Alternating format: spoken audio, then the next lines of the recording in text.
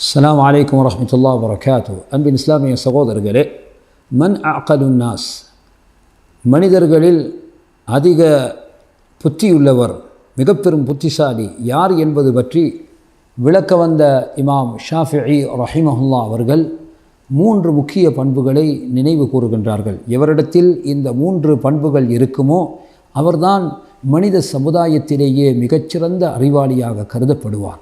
அன்பிற்குரியவர்களே, இமாம் அவர்கள் குறிப்பிடக்கூடிய முதலாவது பண்பு யாது?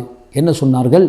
மன் தரக துன்யா கபல ஐயத்துருக்கஹு, யார் இந்த உலகம் தன்னை விட்டுவிடுவதற்கு முன்பு உலகத்தை விட்டுவிட்டானோ இவன்தான் மிக பெரும் புத்திசாலி.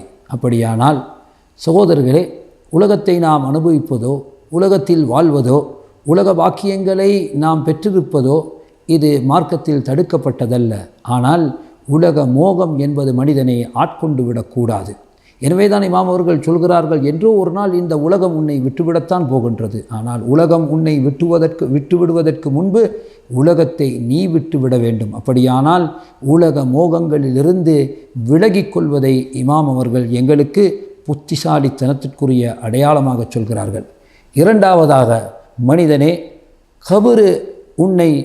உனக்கு கபருக்கு நீ சென்று விடுவாய்.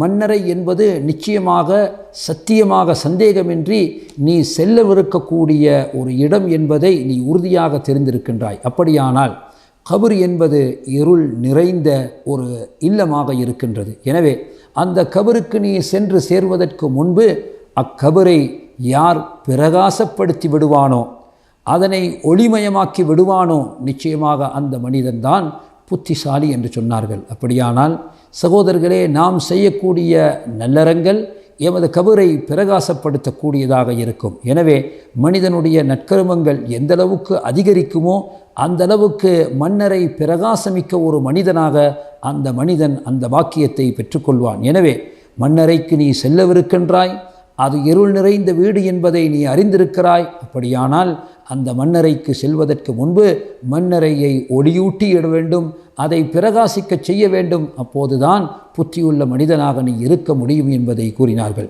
மூன்றாவது பண்பாக சகோதரர்களே, அல்லாவை சந்திக்கவிருக்கக்கூடிய மனிதன், நாம் அல்லாவை சந்திக்கவிருக்கிறோம் என்பதில் எல்லளவும் சந்தேகப்பட்டவர்கள் அல்ல.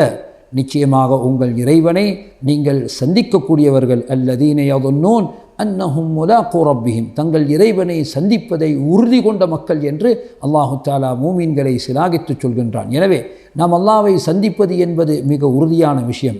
நிச்சயமாக நாம் அல்லாவுக்கு முன்னால் கொண்டு போய் நிறுத்தப்படத்தான் போகின்றோம். அப்படியானால் அல்லாவை சந்திப்பதற்கு முன்பு அவனை உன்னை திருப்தி கொண்டவனாக ஆக்கிவிடு. அல்லாவை நீ சந்திப்பதற்கு முன்பு எவன் அல்லாவை திருப்திப்பட்டு அல்லாஹ் திருப்திப்படுவனம் தன்னை ஆக்கிக் கொள்வானோ நிச்சயமாக அந்த மனிதன்தான் புத்திசாலியாக இருக்கின்றான். எனவே சகோதரர்களே, 3 முக்கிய பண்புகளை இமாம் அவர்கள் சொல்கிறார்கள். உலக மோகமின்றி வாழ்பவர்கள், மன்னரைக்கு செல்வதற்கு முன்பு தன் நல்லறங்களினால் அந்த மன்னரைகளை பிரகாசிக்க செய்து கொள்பவர்கள், அல்லாவை சந்திப்பதற்கு முன்பு அல்லாவின் திருப்தியை பெற்றுக்கொண்டவர்கள். இவர்கள்தான் உண்மையில் புத்திசாலியானவர்கள், மறுமையில் பயன் பெறக்கூடியவர்கள் இவர்கள்தான். எனவே இமாம் அவர்கள் கூறும் இந்த புத்திசாலிகளில் அல்லாஹ் எங்களையும் ஆக்கி அருள் புரிவானாக. வ ஆஹிரு தஅவானா அனில் ஹம்துலில்லாஹி ரப்பில் ஆலமீன்.